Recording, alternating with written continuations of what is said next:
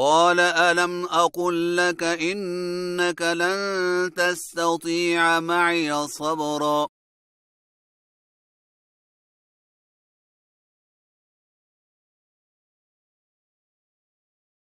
قال إن سألتك عن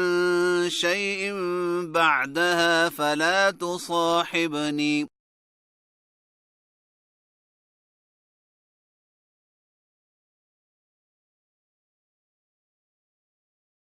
قد بلغت من لدني عذرا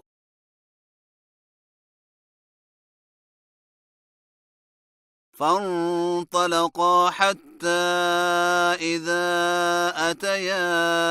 أهل قرية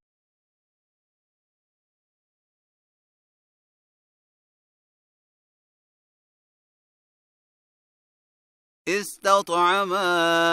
أهلها فأبوا أن يضيفوهما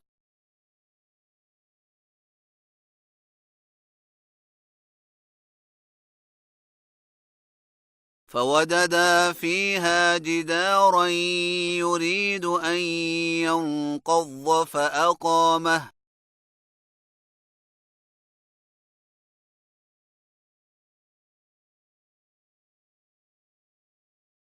قال لو شئت لاتخذت عليه أجرا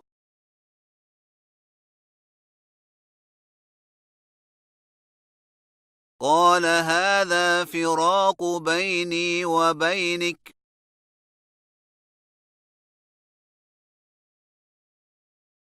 سأنبئك بتأويل ما لم تستطع عليه صبرا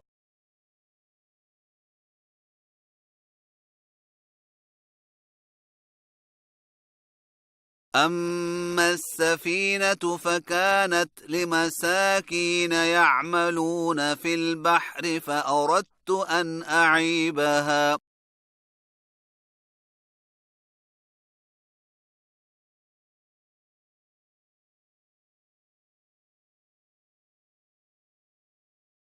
وكان وراءهم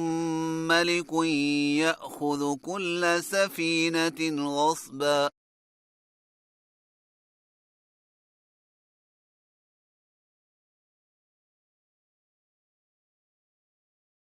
وأما الغلام فكان أبواه مؤمنين فخشينا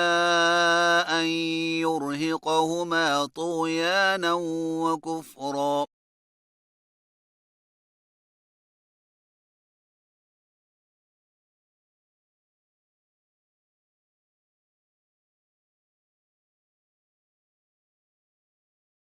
فأردنا أن يبدلهما ربهما خيرا منه زكاة وأقرب رحما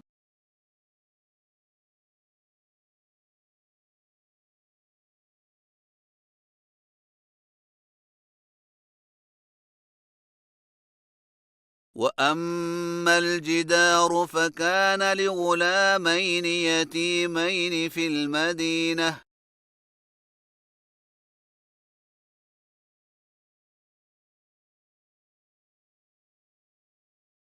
وكان تحته كنز لهما وكان أبوهما صالحا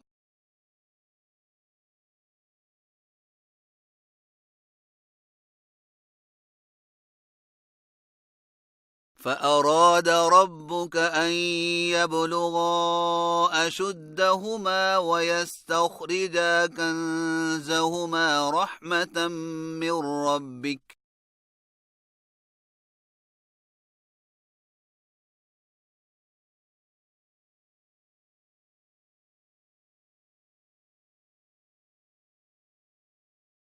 وما فعلته عن أمري ذلك تأويل ما لم تسطع عليه صبرا